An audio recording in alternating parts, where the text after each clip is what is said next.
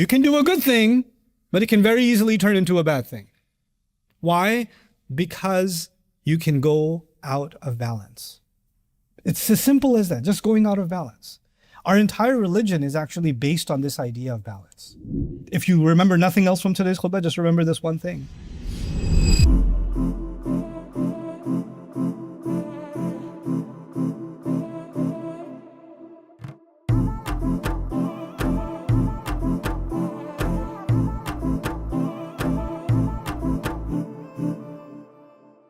Allahu Akbar, Allahu Akbar, La ilaha illallah.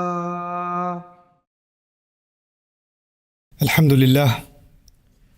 لله خالق الوجود من العدم وجاعل النور من الظلم ومخرج الصبر من الألم فملقي التوبة على الندم فنشكره على المصائب كما نشكره على النعم ونصلي على رسوله الأكرم ذي الشرف الأشم والنور الأتم والكتاب المحكم وكمال النبيين والخاتم سيد ولد آدم الذي بشر به عيسى ابن مريم ودعا لبعثته إبراهيم عليه السلام حين كان يرفع قواعد بيت الله المحرم. فصلى الله عليه وسلم وعلى أتباعه خير الأمم الذين بارك الله بهم كافة الناس العرب منهم والعجم. فالحمد لله الذي لم يتخذ ولدا ولم يكن له شريك في الملك ولم يكن له ولي من الذل وكبره تكبيرا. والحمد لله الذي أنزل على عبده الكتاب ولم يجعل له عوجا. والحمد لله الذي نحمده ونستعينه ونستغفره ونؤمن به ونتوكل عليه ونعوذ بالله من شرور أنفسنا ومن سيئات أعمالنا. من يهده الله فلا مضل له ومن يضلل فلا هادي له. ونشهد أن لا إله إلا الله وحده لا شريك له. ونشهد أن محمدا عبد الله ورسوله أرسله الله تعالى بالهدى ودين الحق ليظهره على الدين كله وكفى بالله شهيدا. فصلى الله عليه وسلم تسليما كثيرا كثيرا. أما بعد، فإن أصدق الحديث كتاب الله وخير الهدي هدي محمد صلى الله عليه وسلم وإن شر الأمور محدثاتها وإن كل محدثة بدعة وكل بدعة ضلالة وكل ضلالة في النار. قال الله عز وجل في كتابه الكريم بعد أن أقول أعوذ بالله من الشيطان الرجيم: قل يا أهل الكتاب لا تغلوا في دينكم غير الحق ولا تتبعوا أهواء قوم قد ضلوا من قبل وأضلوا كثيرا وضلوا عن سواء السبيل. اللهم لا تجعلنا من الضالين ولا تجعلنا من المضلين. رب اشرح لي صدري ويسر لي أمري واحلل عقدة من لساني يفقه قولي. واللهم ثبتنا عند الموت بلا إله إلا الله. واللهم اجعلنا من الذين آمنوا وعملوا الصالحات وتواصوا بالحق وتواصوا بالصبر. آمين يا رب العالمين. I think many of you have probably heard before that one of the ways that we can describe our religion is a religion of balance. And we're going to try to flesh this idea of balance out for the purpose of this khutbah. And in order to do that, we're going to start with something very fundamental in these few minutes. We ask Allah for guidance to a straight path in Surah Al-Fatiha, Ihdina as-Sirat al-Mustaqim. And right after that path, it would have been enough if we asked Allah to get, if you're asking someone for directions and you're asking to get to the right destination, the shortest distance between 2 points is a straight line, right?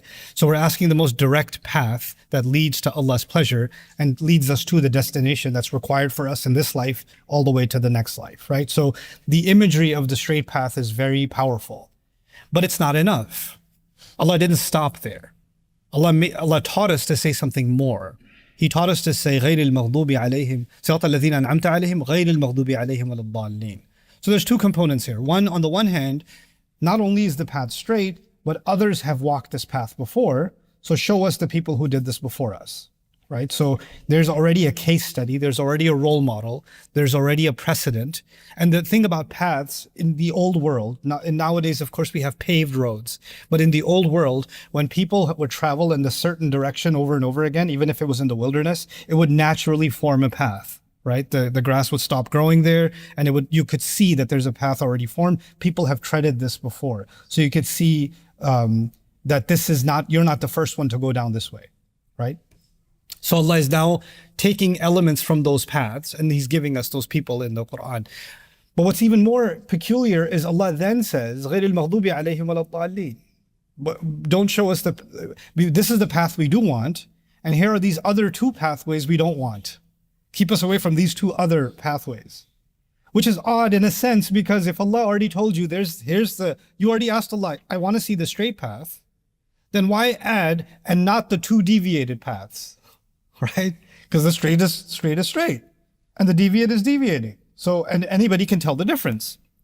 It's because these two deviations, basically you can say these two exits from the highway, they are so small and so subtle that you won't even realize that you took the exit.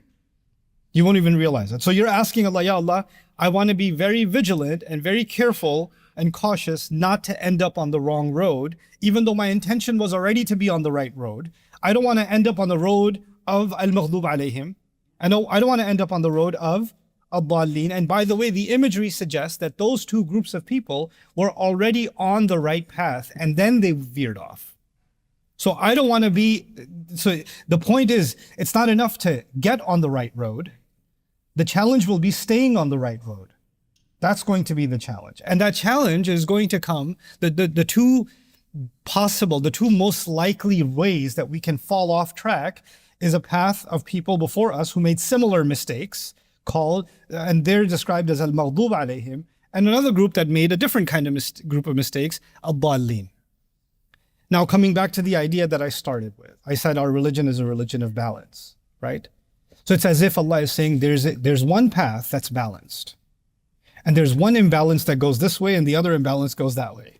There's two different kinds of imbalances that can happen. And from that, now let's take another step.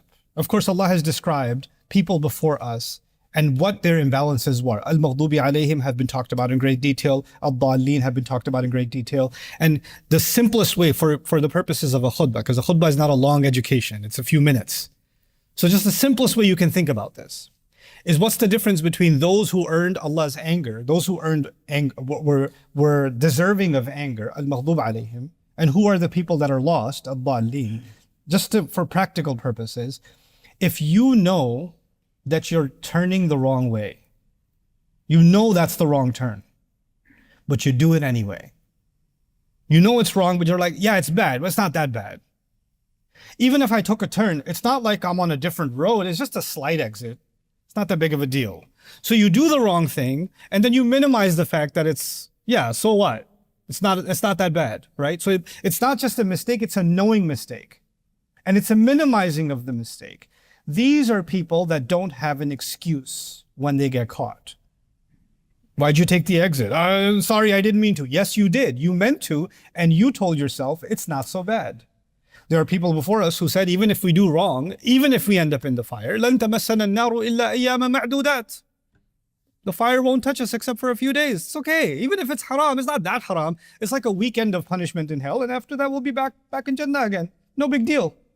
So they minimized going off the path. They made it okay. They made it okay to do that. That's al-maghdub alayhim. That's one mentality. Another mentality is they didn't intend to go on the wrong path, actually. They just got lost. They just got lost. How do you get lost? When you don't have proper directions. That's how you get lost, right? And so those people, they are not the same as the first group. The first group is doing something more deliberately. The second group is just confused. You're asking Allah to also make sure that you're not confused. You're well educated. You're well informed of what the path is. So you're not just going in blind and you end up wherever you end up and you're like, I didn't know any better. The people who say, I didn't know any better are very close to ad-dallin because, well, why didn't you try to educate yourself? Why didn't you learn more before you embarked on this journey? Why didn't you realize that this path isn't just on default, once you get on it, you're just going to do the right thing no matter what? No. Once you get on it, you better follow directions in case you don't end up in the wrong place, which means you have to keep close eye on the instructions. So if you want to really simplify that, one group does wrong after having knowledge, and the other group does wrong without pursuing knowledge, right? And both of them are wrong, which means the people in the middle, have to take the quest for learning. They have to learn what the right path is, serious. They have to take that learning seriously because they're not off the hook for not learning. But after they learn, they can't be aloof and say, I learned it, but I still don't take it seriously.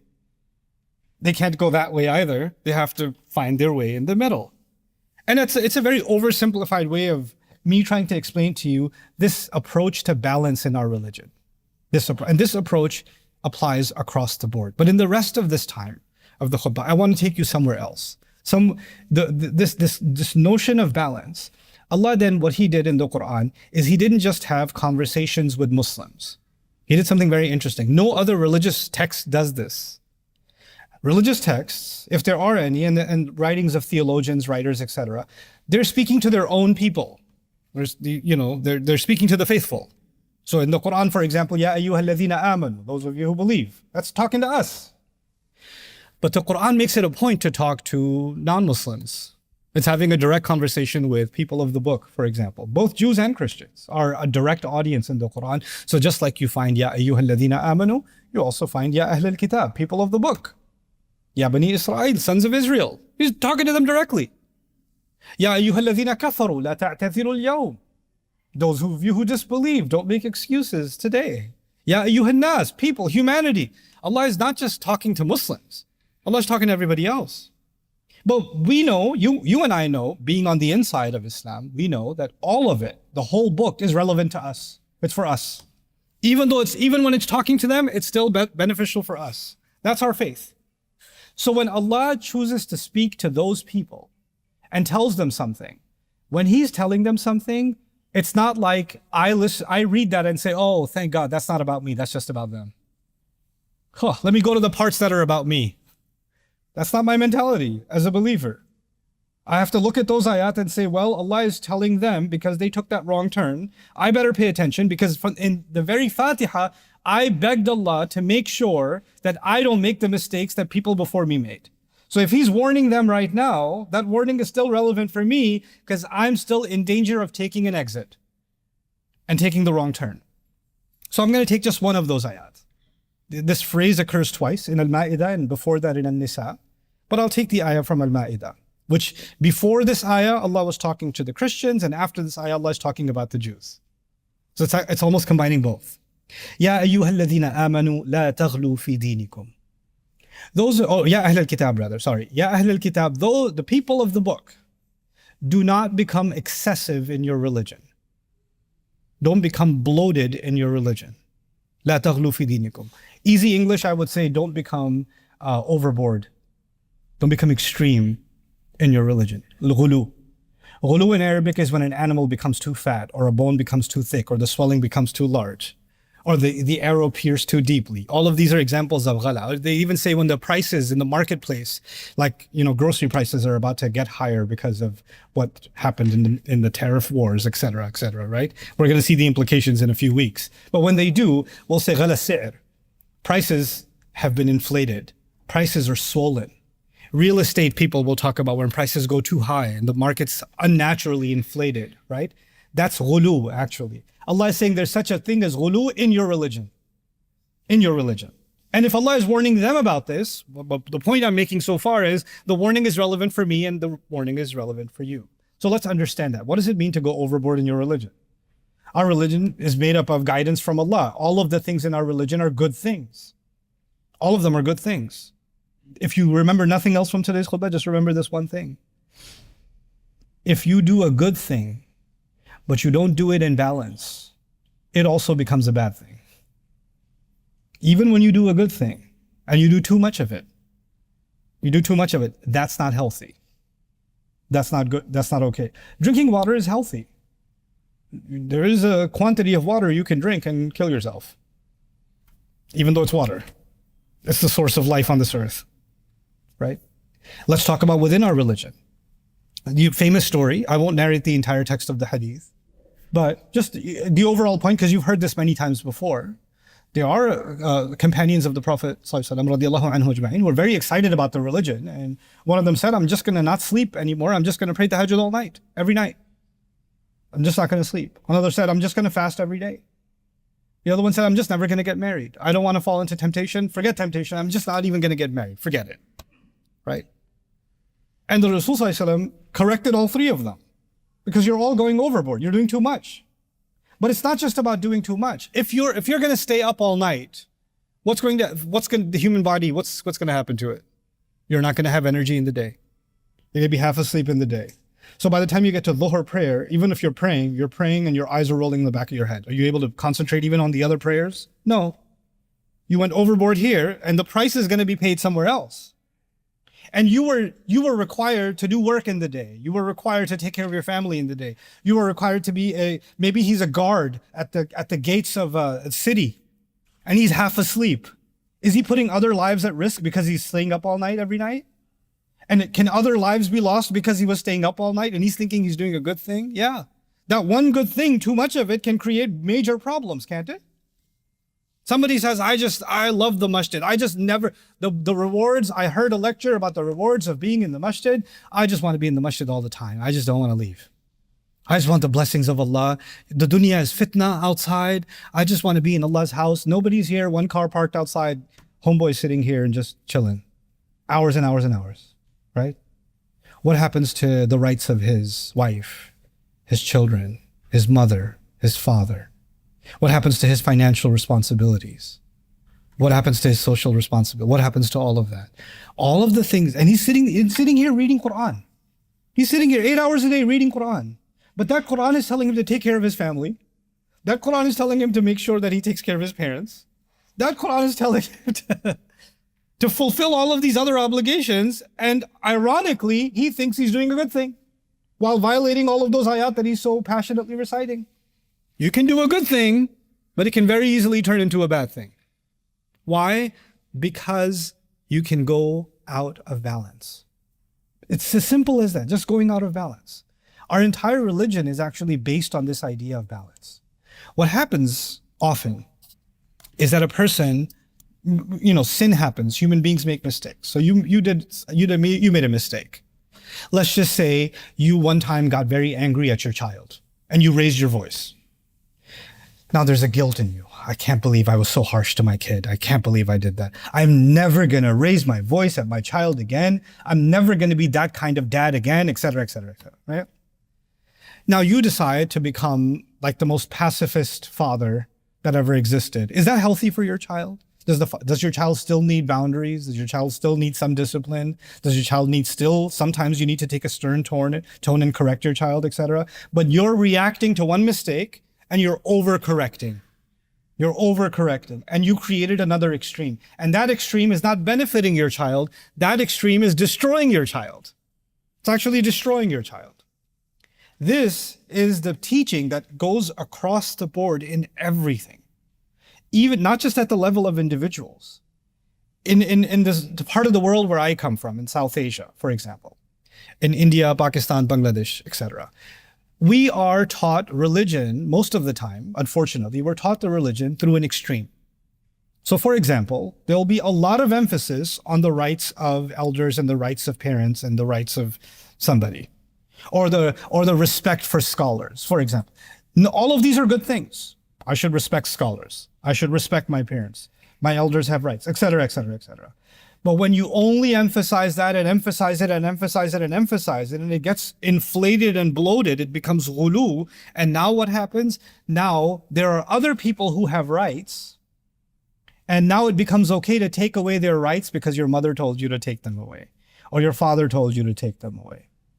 Or your father decides something unfair or unjust and you can't raise your voice about it. You can't say anything about it because, hey, respect your father, respect your mother.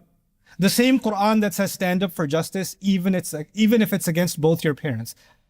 وَلَوْ عَلَىٰ أَنفُسِكُمْ أَوِ الْوَالِدَيْنِ وَالْأَقْرَبِينَ. That's also Quran. The same Quran that says be the best to your parents says stand up for justice, even if you have to stand up against yourself and against both of your parents, because the Quran is constantly teaching balance. But what happens in a culture where you'll highlight one thing and you ignore the other? You create an imbalance and people think this is Islam. People start thinking this is Islam. This is the same kind of extreme that will happen. Respect for ulama, respect for scholars is a cornerstone of our civilization. We have to have respect for scholars. But does respect for scholars means you can't ask them a question and you can't say, hey, you said something, but that's not making sense. Or you said something, I'm not sure how that adds up. Can you explain yourself? Or there seems to be a contradiction between what you said here and what you said here. Can you reconcile that? Could it be that you made a mistake? And he says, you have no respect for the ulama. Do you know where I graduated from? Do you know who my father was? Do you know the history of my heritage and the ijazat I got? You're going to question me? That kind of mentality would have worked maybe in the Catholic Church at some point when you're going to question the Pope. That could have worked. That could have worked in some other religious tradition where you don't question the religious clergy.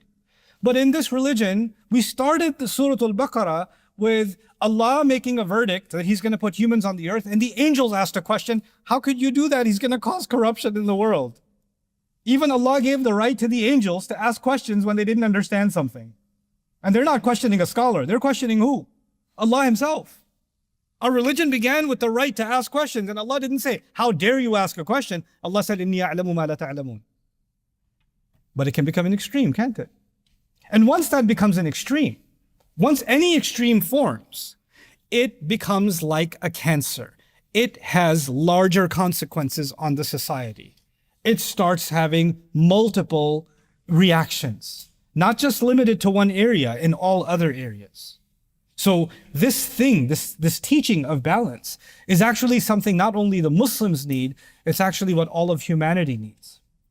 It's all of humanity. And it always begins with a good idea. Like I said, rights of parents is a good idea. We're living in times of great extremism, even in government, where you'll take an idea like national security, a good idea, a powerful, legitimate idea. Every nation on earth should be concerned with national security. But when you go excessive, that same good term, you can commit unspoken kinds of immoral, illegal, inhumane activities in the name of what? National security, right? Because you went into an extreme. In our judgments, the word deen, the last thing I'll share with you today, is the word deen isn't just for religion. The word deen in Arabic, like the phrasing in Arabic, كَمَا تَدِينُ تُدَانُ, the way you deal with people, that is how you shall be dealt with. Deen is actually an all-encompassing term for how you deal with people, how you make judgments. You know, like a famous hadith, you marry a woman for her deen, doesn't just mean does she wear hijab or not. It actually means how does she deal with elders? How does she deal with conflict? How does she deal with, her peers? How does she deal with other women? How does she deal with in-laws? What are her dealings like? That's actually deen too, right?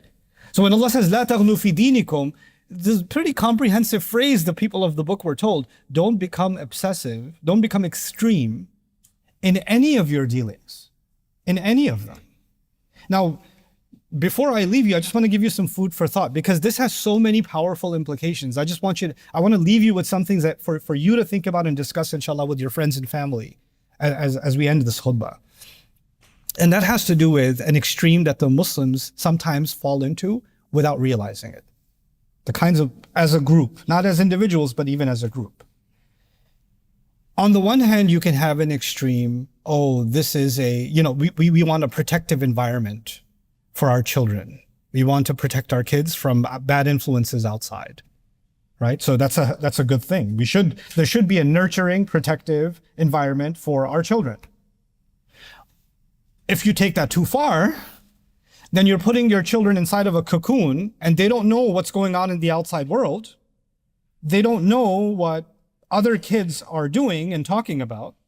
They don't know what's out there. And the moment they get old enough, because you cannot keep them inside this cocoon forever, eventually you'll have to get them out of that environment and take them outside. And because you tried to overprotect them, they weren't ready for what's coming from the outside. They never learned what it means to get into a fight and how to deal with that problem. They never learned how to face adversity. They never learned to respond to someone who's making fun of them or to challenge what they believe. They never learned any of that. They never learned how to handle intimidation. how to respond to it, how to engage with it, how to deal with it. Why? Because you were trying to protect them. Well, your attempt to protect them actually made them the most unprotected. That one extreme ended up becoming the other extreme, right? And then there are other folks that can say, no, no, no, I want my child to know what the world is like. I want them to make non-Muslim friends, and as they should, I believe they should too. And so they engage with the society, but there's not enough of a nurturing environment to strengthen what they actually believe, right? So now they're too overexposed to the outside and the outside elements, and that's become an extreme. And what's supposed to ground them in their own identity and their own protected environment, what's supposed to fuel them, not enough of that is there. And what happens is those kids eventually say, well, I don't know about this Islam thing, Mom. You do your Islam. I'm out. I don't want to deal with it.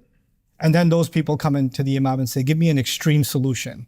Give me some surah I can recite and on my child, and they'll come back to Islam, right? That's not how this works. When you take when you follow an extreme path, you're going to get extreme consequences. That's just the nature of things that Allah has made. It is the final food for thought I'll give you on this subject. Inshallah, I plan on fleshing this out some more for us. Muslims, we've had a good life in the US, and we've had some hiccups along the way, but we've had a good life in the US. As I travel across the world, I get more perspective on what life for Muslims is like everywhere, in the Muslim world and the non-Muslim world, right? The United States, Muslims, the Muslim community fares much better. Our life is much easier and much more opportunistic, but we have much more opportunity than most places in the world to live the way we want to live, to practice our religion the way we want to practice our religion, to study our religion, to learn our religion, to engage in discourse, etc., etc. We've had that. But unfortunately, we took this to an extreme. And what we did as a result of this extreme is we became too comfortable. We became too comfortable. The thing is, we stopped learning from history. When a minority stays in a larger society and they become too comfortable and they stay within themselves, the larger society, even though you're going to the same grocery stores, you're stopping at the same gas stations, you're going to the same hospitals, you're engaged in that society, but you're also cut off from them. You're not engaging, and they don't know what you're actually about. They don't know what you're really about, right? There's not enough engagement with them. Eventually, that society, they will need someone to blame for their problems. And this is history. This is not America. This is history. And usually, faith communities are one of the first targets. And the reason they're targets is because they were actually comfortably living in one form of an extreme or another, and they didn't address something that was so basic in our religion: the rights of your neighbor. Many people live 10 minutes away, 15 minutes away, 20 minutes away from a masjid. They know people at the masjid, barely, but they definitely don't know 5 neighbors this way and 5 neighbors that way. Forget 10 neighbors and 40 neighbors like the hadith mentions. They don't even know 5 neighbors. They don't even know. So when something's going to happen, they can't be good to their neighbor. By the way, Quran told you to be good to your neighbor or no? Yeah. Right? The Quran told us that. And imagine the entire Muslim community was good to their neighbors across the USA, just across the USA. Wouldn't that become one of the most powerful Islamophobia campaigns that ever existed? Like, before your neighbor watches something on Fox News or whatever about Muslims or anywhere else on any other platform, before that image of the Muslim is already broken by their neighbor Ahmed, their neighbor Kareem, their neighbor Fatima, isn't it? But we became extremely comfortable and isolated. And we became happy in that comfort and that isolation. And there are prices to pay for that. It's not too late, but we better wake up. None of these forms of extremes are going to help us survive. None of them. There are people who live extremely. Their extreme is they live in the past. They don't want to live in the present. Why can't we go back to the days of Umar radiallahu anhu? Because Allah decided that the days of Umar radiallahu anhu are over. That's why. Because Allah decided that it's 2025. Oh, things before social media were so good. Well, Allah decided to allow social media to spread all over the world. What do you want to do? Before social media, there was less fitna. No, there wasn't. Have you studied pre-Islamic poetry? Have you studied what was happening in the Abbasi period in the Muslim Ummah? Like the things you're considering crazy extremes and fitna, and all of this stuff existed, man. All of this, without a device, it still existed. It still existed. Allah did not create us to be in ideal situations. Allah created the world to be a challenging place no matter where you are. And then you have to find balance even though you're in a challenging situation. even though you're in that situation. I pray that the Muslims of this country rise to the occasion, myself included, all of us included, that we recognize that there is a very deep problem in front of us, but that problem should not lead us to just become alerted and scared. This problem is also a major opportunity. It's an opportunity for us to rise to an occasion and to actually show what balance looks like. Everyone in this country is talking about one extreme or the other, a far right extreme, a far left extreme, an authoritarian extreme, a woke extreme, extreme, extreme, extreme, extreme, extreme. And no one actually has a narrative that says balance. And the people that have the ability to do that are the Muslims. And the people who need it the most is the rest of humanity, us first and the rest of humanity. So we have an opportunity in front of us. And I pray that this generation actually rises to that occasion. Barakallahu li wa lakum fil Qur'an al-Hakim wa nafa'ani wa iyyakum bil ayati wa dhikr al-Hakim. There are a lot of people standing in the hallway, so let's move in as close as possible. الحمد لله وكفى والصلاة والسلام على عباده الذين اصطفى خصوصا على أفضلهم وخاتم النبيين محمد الأمين وعلى آله وصحبه أجمعين. قال الله عز وجل في كتابه الكريم بعد أن أقول أعوذ بالله من الشيطان الرجيم إن الله وملائكته يصلون على النبي يا أيها الذين آمنوا صلوا عليه وسلموا تسليما. اللهم صل على محمد وعلى آل محمد كما صليت على إبراهيم وعلى آل إبراهيم في العالمين إنك حميد مجيد. اللهم بارك على محمد وعلى آل محمد كما باركت على إبراهيم وعلى آل إبراهيم في العالمين إنك حميد مجيد. عباد الله رحمكم الله اتقوا الله إن الله يأمر بالعدل والإحسان وإيتاء ذي القربى وينهى عن الفحشاء والمنكر ولذكر الله أكبر والله يعلم ما تصنعون. أقم الصلاة إن الصلاة كانت على المؤمنين كتابا موقوتا.